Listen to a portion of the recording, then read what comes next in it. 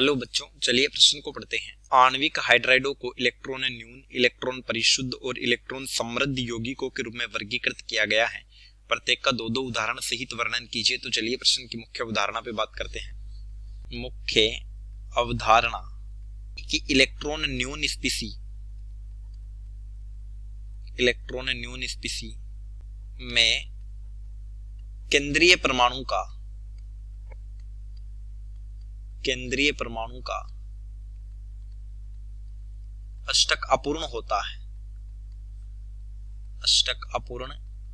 है।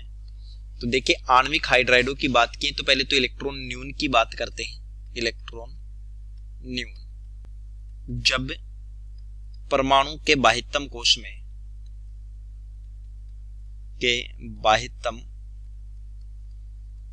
में 8 इलेक्ट्रॉन ना हो तो वो इलेक्ट्रॉन न्यून हाइड्राइड होगा। जैसे बात करें उदाहरण के लिए BeH2 एग्जाम्पल, तो इसकी संरचना होती है बेरिलियम, हाइड्रोजन।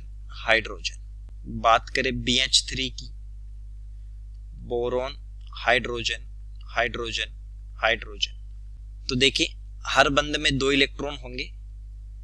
तो जो बेरिलियम होता है इसका इलेक्ट्रॉनिक विन्यास होता है बाह्यतम 2s2।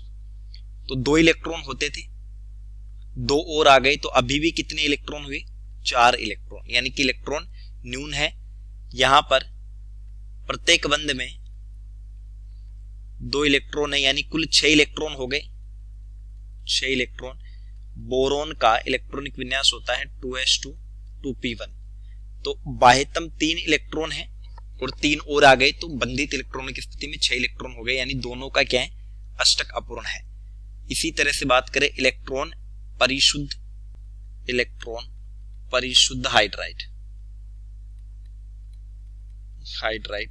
तो ऐसे हाइड्राइड होते हैं जिनमें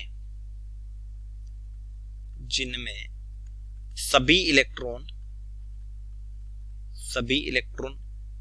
बंधित अवस्था में हो, यानी लोन पेयर के रूप में ना रहकर इलेक्ट्रॉन अगर बॉन्ड पेयर के रूप में है तो वो परिशुद्ध माने जाएंगे। बॉन्ड पेयर के रूप में, जैसे उदाहरण देखें एग्जाम्पल CH4, कार्बन के पास 4 होते हैं और 4 और आ गए, तो कितने हो गए? 8 इलेक्ट्रॉन हैं और 4 बंध हैं, यानी कि प्रत्येक बंध में 2 इलेक्ट्रॉन, तो सभी बंधित हैं। SiH4।